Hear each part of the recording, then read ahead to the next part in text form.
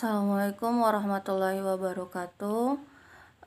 Perkenalkan, kami dari kelompok 3 mata kuliah pemeriksaan akuntansi 2. Kami akan mempresentasikan hasil makalah kami yang berjudul tes pengawasan dan tes substantif serta sampel audit. Pertama, perkenalkan, nama saya Kania Rahmadanti Pohan sebagai moderator dan teman saya Cut Mayasari sebagai penyaji.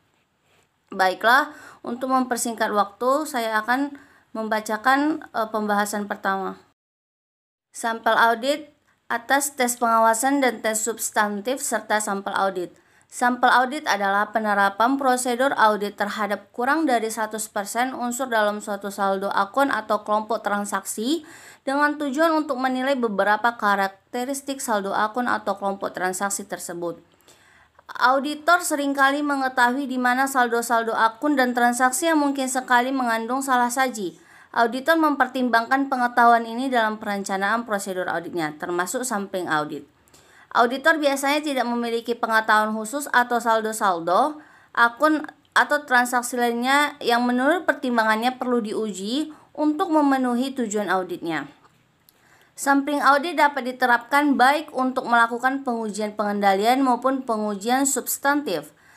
Meskipun demikian, auditor biasanya tidak menerapkan sampling audit dalam prosedur pengujian berupa pengajuan pertanyaan atau tanya jawab, observasi, dan prosedur analitis. Sampling audit banyak diterapkan auditor dalam prosedur pengujian yang berupa vouching, tracing, dan konfirmasi. Sampling audit jika diterapkan dengan semestinya akan dapat menghasilkan bukti audit yang cukup sesuai dengan yang diinginkan standar pekerjaan lapangan. Yang ketiga, tahapan sampling audit. Langkah-langkah sampling audit dibagi atas dalam 6 tahap. Yang pertama, menyusun rencana audit. Yang kedua, menetapkan jumlah atau unit sampel. Yang ketiga, memilih sampel. Yang keempat, menguji sampel. Yang kelima, mengestimasi keadaan populasi. Dan yang keenam, membuat simpulan hasil audit. Yang A, ada sampel yang representatif. Sampel yang representatif merupakan salah satu karakteristik dalam pemilihan sampel audit yang memiliki kesamaan dengan populasi.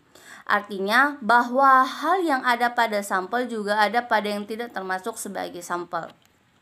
Dua hal yang mengakibatkan sampel tidak representatif adalah yang pertama, resiko non-sampel, yang artinya resiko di mana tes audit tidak menemukan adanya sampel yang diabaikan.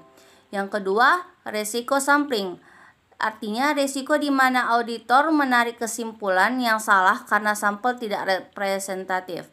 Resiko sampling merupakan bagian dari sampel yang pengujiannya hanya sebagian kecil dari keseluruhan populasi. Baik, saya akan melanjutkan bagian B, yaitu sampel statistik versus non-statistik dan penarikan sampel probabilistik versus non-probabilistik. Yang pertama, ada perbedaan persamaan sampel statistik dan non-statistik. Persamaannya adalah: 1. Merencanakan sampel. Yang kedua, memilih sampel dan melaksanakan tes. Yang ketiga, mengevaluasi hasilnya. Perbedaannya adalah: 1. Sampel probabilistik dan sampel non-probabilistik. Pemilihan sampel probabilistik, metode pemilihan sampel di mana jumlah populasi setiap item diketahui probabilistik yang disertakan dalam sampelnya dan sampel dipilih secara acak. Pemilihan sampel non-probabilistik, metode pemilihan sampel di mana auditor lebih menggunakan pertimbangan profesional dibandingkan dengan metode probabilistik. Yang kedua, metode non-probabilistik meliputi: 1. Pemilihan sampel langsung. Yang kedua, pemilihan sampel blok. Yang ketiga, pemilihan sampel sembarangan. Yang ketiga, metode probabilistik meliputi: yang pertama, pemilihan sampel acak sederhana. Yang kedua, pemilihan sampel sistematis. Yang ketiga, pemilihan sampel probabilistik profesional. Yang keempat, pemilihan sampel stratifikasi. Yang ketiga, pengembalian sampel tingkat pengecualian. Sampel audit untuk tes pengawasan dan tes substantif transaksi digunakan untuk memperkirakan profesi materi dalam populasi yang berisi karakteristik atau dari atribut kepentingan profesi ini disebut tingkat kejadian atau tingkat pengecualian dan berupa rasio dari materi berisi atribut spesifik terhadap jumlah total materi populasi pada umumnya berbentuk presentasi. Auditor tertarik dengan kejadian jenis pengecualian di dalam populasi data berikut ini. Yang pertama, penyimpangan dan pengawasan yang dibentuk klien. Yang kedua, kesalahan keuangan dan populasi data transaksi. Yang ketiga, kesalahan keuangan dalam populasi rincian rekening saldo. Bagian D, resiko sampling dalam pengujian substantif. Untuk sampel yang dipilih secara random, resiko sampling ini dapat ditentukan secara pasti. Untuk sampel yang dipilih secara non-random, resiko sampling tidak dapat ditentukan secara pasti. Resiko sampling berkaitan dengan pengambilan simpulan atas populasi atau keseluruhan data yang hanya didasarkan atas pengujian terhadap sampel. Resiko sampling terjadi jika sampling tidak representatif terhadap populasinya. Untuk mengatasi hal ini, auditor harus merencanakan sampling auditnya sedemikian rupa agar sampel menjadi representatif. Auditor harus menerapkan pertimbangan profesional dalam menentukan risiko sampling. Risiko sampling pada pengujian substantif ada dua, yaitu risiko keliru menolak dan risiko keliru menerima. Menentukan tujuan rencana sampling. Tujuan rencana sampling pada umumnya adalah untuk memperoleh bukti bahwa saldo akun yang dicatat tidak salah saji. Secara material, auditor perlu melaksanakan pengujian lain pada sampel atau item-item dalam populasi sebelum menyimpulkan bahwa seluruh asersi yang berkaitan dengan akun tersebut telah bebas dari salah saji yang material. Yang kedua, menetapkan populasi dan unit sampling. Populasi terdiri dari kelompok transaksi atau saldo akun yang diuji. Untuk setiap populasi, auditor harus memutuskan apakah seluruh item tersebut akan diikutkan. Unit sampling dan sampling PPS adalah rupiah itu sendiri, dan populasinya adalah jumlah rupiah yang sama dengan jumlah total rupiah pada populasi tersebut.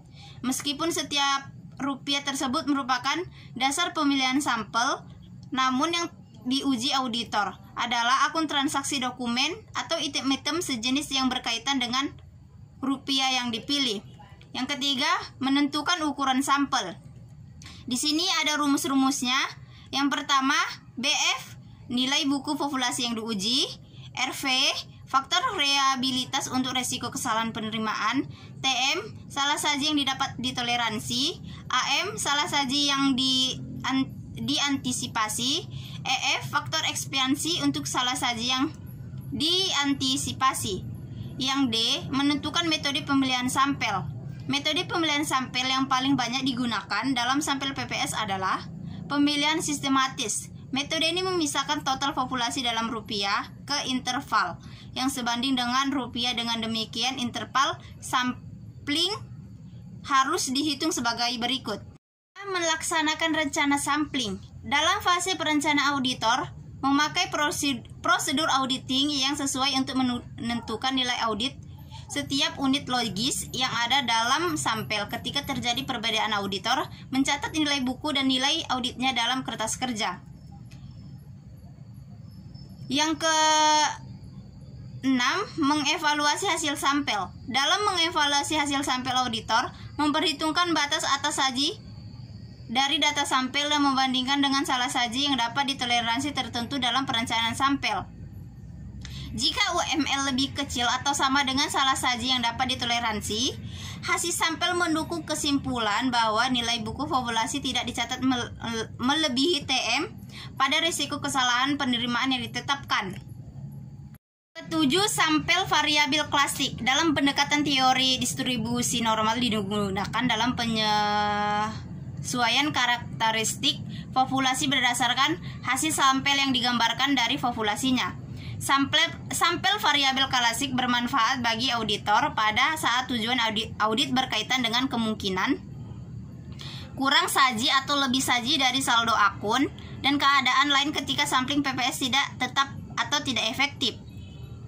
Yang ke-8, estimasi main per unit atau MPU. Mencakup penentuan nilai audit untuk sistem item dalam sampel rata-rata nilai audit. Ini kemudian dihitung dan dikalikan dengan jumlah unit dalam populasi yang ditemukan pada estimasi total nilai populasi.